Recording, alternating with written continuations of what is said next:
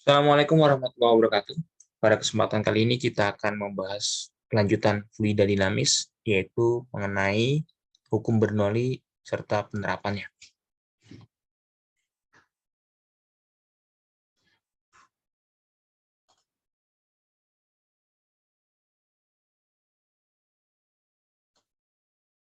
Ini hukum Bernoulli, bahwasanya Bernoulli menyatakan jumlah dari tekanan, energi kinetik tiap volume, dan energi potensial tiap volume di setiap titik sepanjang aliran fluida adalah sama.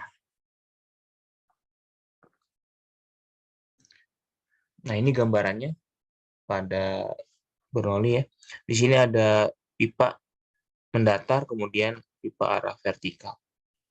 Ada H1 ketinggiannya dari lantai, yang pipa 1 ada tekanannya P1, ada luasnya, ada kecepatannya. Kemudian di pipa 2 juga seperti itu, ada ketinggiannya, ada tekanannya, ada luas penampangnya, sama kecepatan. Nah, ini bisa dirumuskan ya, hukum Bernoulli. Nah, P ditambah setengah rho V kuadrat ditambah rho dikali G kali H sama dengan konstan. Artinya ini kondisi 1 di pipa yang 1 yang di bawah ini ya. Kemudian konstan itu nanti rumusnya sama juga.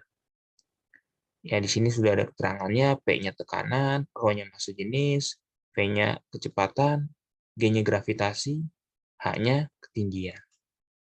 Nah, ini sehingga setelah digabungkan secara lengkap, rumus hukum Bernoulli, P1 ditambah setengah, rho 1 dikali V1 kuadrat, ditambah rho 1 dikali G dikali H1, sama dengan P2 ditambah setengah dikali rho 2 dikali V2 kuadrat, ditambah rho 2 dikali G kali H2. Nah, setengah rho V kuadrat ini merupakan rumus tekanan juga. Rho GH juga merupakan rumus tekanan. Nah, ini adalah perumusan dari hukum Bernoulli.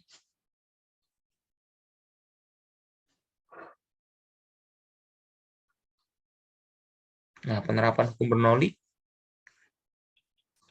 Yang pertama ada tangki air yang bocor. Nah, ini ya. Ada tangki, kemudian ada lubangnya di bawah. Bisa mengeluarkan air, seperti itu. Ini penerapan hukum Bernoulli. Nah, lalu apa saja yang akan kita tentukan besaran-besaran fisikanya? Nah, ini ada rumus pada tangki yang bocor. Kita lihat di sini, kita akan menentukan besarnya. Yang pertama adalah kecepatan ya, V.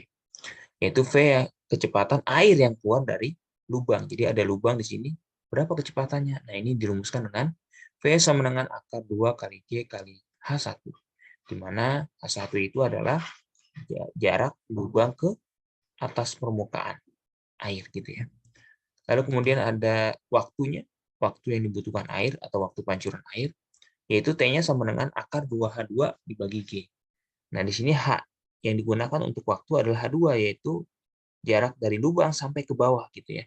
Jadi beda antara H dengan T dan H dengan kecepatan V. Lalu kemudian kita mau menentukan jarak pancuran air. Berapa sih jarak yang terpancur gitu? Jarak pancuran airnya dari tangki itu. Nah, ini kita gunakan GLB ya rumusnya, yaitu X sama dengan V kali T. Jadi arah mendatar GLB. Nah, tinggal kita masukkan aja rumus V dengan rumus T. Maka jadi seperti ini. Nah, jadi X sama dengan akar 2GH1 dikali akar 2H2 per G. Nah, ini keterangannya. Nah, di sini kita lihat dari rumus ini, maka kita bisa dapatkan rumus jadinya X sama dengan, jadi nanti G-nya nanti bisa dicoret ya atas bawah. Kemudian 2 kali 2 itu adalah 4, sehingga jadi begini, 4 dikali H1 dikali H2. Nah, akar 4 itu adalah 2, maka X-nya sama dengan 2 akar H1 dikali H2. Nah, ini adalah rumus untuk mendapatkan jarak pancuran air. Seperti itu. Kemudian yang kedua, yaitu ada gaya angkat pesawat. Gitu ya. Nah, ini bisa dilihat gaya-gaya yang bekerja pada pesawat di sini ada gaya angkat ya. Yang namanya gaya angkat itu dari bawah ke atas untuk mengangkat pesawat untuk dia bisa take off atau terbang. Kemudian tentunya ada gaya berat ya. Berat pesawat yang cukup besar, yang sangat besar seperti itu, arahnya ke bawah, kemudian ada gaya hambatan dari udara, kemudian ada gaya dorong. Gaya dorong dilakukan oleh mesin pesawat tersebut. Nah, pernahkah kalian berpikir bagaimana pesawat itu bisa terbang mengudara? Sedangkan massa pesawat sangat besar.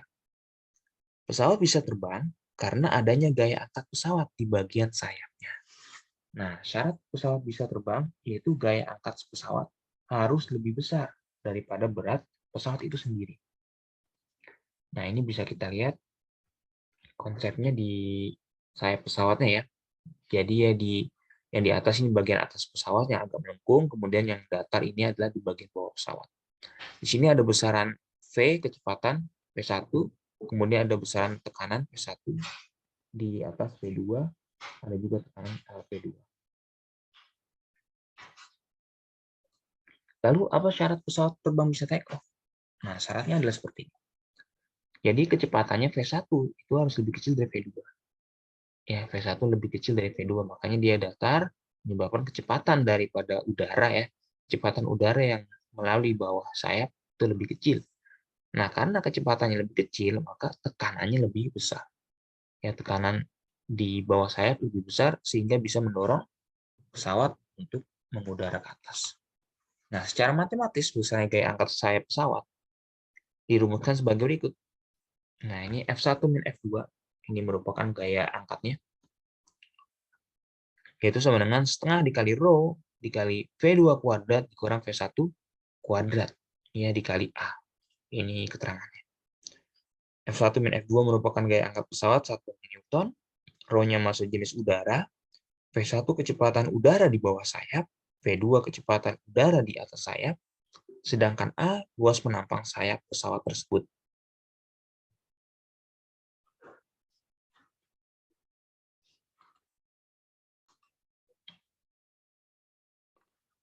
Baik, kita lihat contoh soalnya untuk hukum Bernoulli dan penerapannya. Yang pertama, sebuah pipa silindris diletakkan mendatar, lihat gambar, dan dialiri air dengan kecepatan aliran di A 3 meter per second, ya 3 meter per second kok, dan di B itu dia, dan di B 5 meter per second.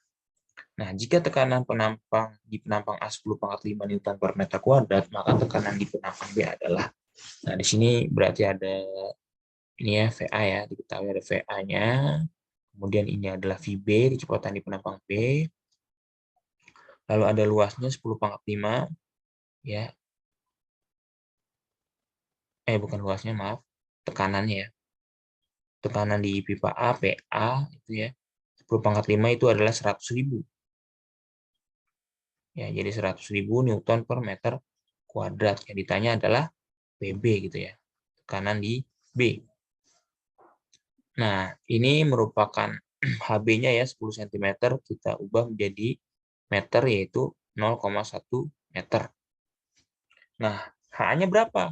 Karena A terletak di dasar atau di permukaan, itu maka H-nya sama dengan 0, tidak ada ketinggiannya.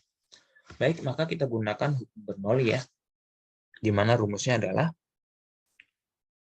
PA ditambah setengah dikali rho dikali V A kuadrat ditambah rho dikali G dikali HA sama dengan PB ditambah setengah dikali rho dikali VB kuadrat ditambah rho G dikali H2 atau HB. Ya. Nah, di sini butuh ada rho-nya, massa jenis. Berapa massa jenis air? Ya, massa jenis air itu sebesar 1000 ya, massa jenis air itu 1000 kg per meter kubik. Jadi kalau tidak dituliskan di soal, kita gunakan ini ya, 1000, ingat. Baik, kita masukkan saja. PA-nya itu 100.000 ditambah dengan setengah, rho-nya 1000, VA-nya 3 kuadrat ditambah, nah ini karena H-nya 0, maka rho GH jadi 0 gitu ya. Sama dengan PB ditanya, ditambah setengah dikali 1000.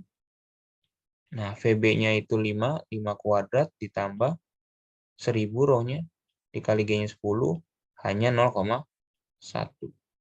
Oke, 100.000 ditambah setengah kali 1000, itu 5.000, 3 kuadrat 9, 9 dikali 5.000, ya 45, sorry, setengah kali 1.500 ya, 500 kali 9, 4.500. Sama dengan PB ditambah setengah kali 1000 dikali 5 kuadrat, itu berarti 25 dikali 500 ya, yaitu 12.500 ya. Ditambah dengan 1000 dikali 10 dikali 0,1 sama dengan 1000 ya. Oke. Nah, ini 100.000 jadi 104.500. Sama dengan PB ditambah 12.500 ditambah 1000, yaitu 13.500. Maka PB itu sama dengan ya 104.500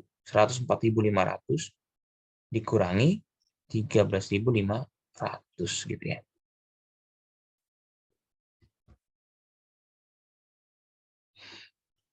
Berapa? Ya, ini sebesar 91.000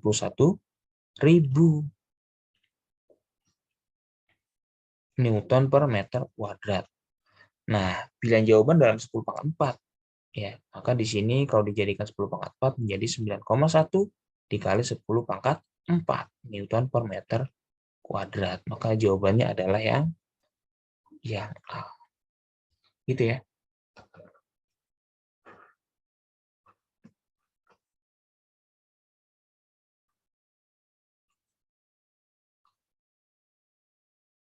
Kita lanjutkan soal selanjutnya. Sebuah tangki air dilengkapi keran. Nah, dilengkapi keran dan data fisik seperti pada gambar di sini ya. Ada ketinggian keran ke atas permukaan air itu sebesar 1,8 meter, kemudian ketinggian air, ketinggian lubang keran ke dasar atau ke lantai yaitu sejauh 2 meter.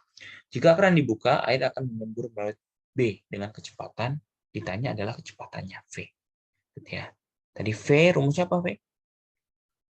Akar 2 kali G kali H gitu ya. Nah, H yang dimaksud di sini adalah H-nya adalah H dari keran ke atas, yaitu 2 kali 10 G-nya ya. H-nya adalah 1,8 yang digunakan yang ini. Maka V-nya sama dengan akar dari 2 kali 10 kali 1,8, 36 gitu ya. Maka akar 36 adalah 6 meter per second. Seperti itu ya. Jadi jawabannya adalah C. Oke, kita lanjutkan soal berikutnya. Dari gambar di bawah, air memancar dari pipa kecil di bagian bawah tandon dan jatuh di tanah sejauh X dari kaki penahan. Jika percepatan gravitasi bumi 10, ini G-nya 10, besar X adalah, nah ini ditanya jarak pancurannya, jarak pancurannya X. Nah, masih ingat X rumusnya? X sama dengan 2 akar H1 kali H2. Maka kita masukkan aja. Ini H1-nya, ini H2 gitu ya. Sama dengan 2, nah H1-nya itu 1,25, H2-nya 5. Siapa yang sudah meter? Nah, X sama dengan 2. Nah, 1,25 kali 5 adalah 6,25. Akar dari 6,25 adalah 2,5. 2 dikali 2,5 adalah 5 meter. Berarti jawabannya adalah yang A gitu ya.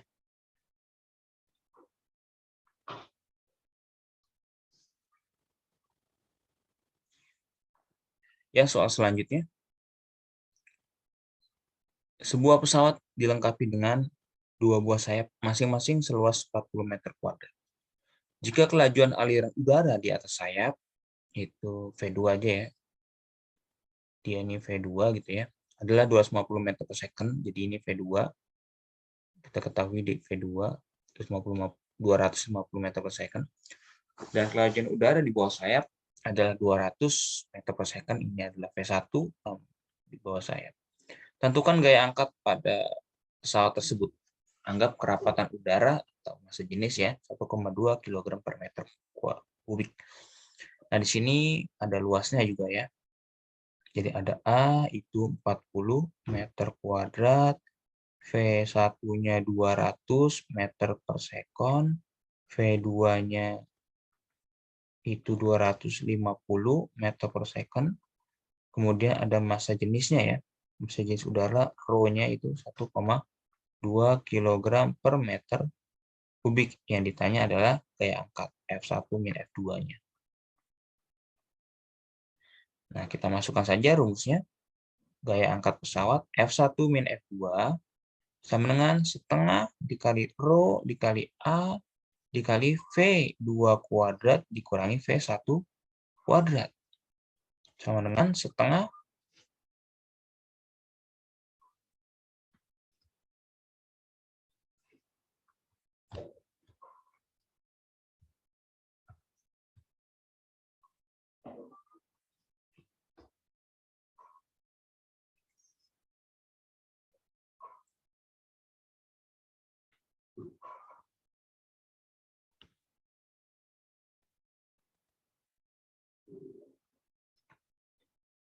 F1 min F2 sama dengan setengah. Kita masukkan angkanya. Dikali Rho-nya itu 1,2. Kemudian luasnya 40. Dikali V2-nya itu 250 kuadrat dikurangi V1-nya 200 kuadrat gitu ya. Baik, setengah kali 1,2 dikali 40. 40 bagi 2 ya. 20. 20 dikali 1,2 sama dengan 24 gitu ya. Nah, 250 kuadrat itu 62.500 dikurangi 200 kuadrat 40.000 gitu ya. Maka 24 dikali gitu ya. 62.500 dikurang 40.000 itu adalah berapa? 22.500 ya.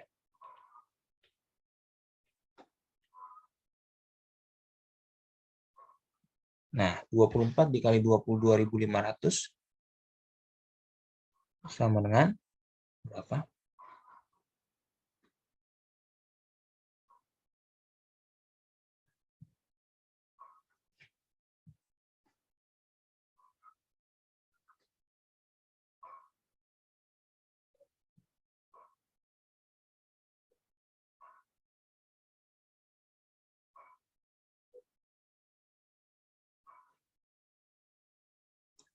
Yaitu sebesar 540.000 ya.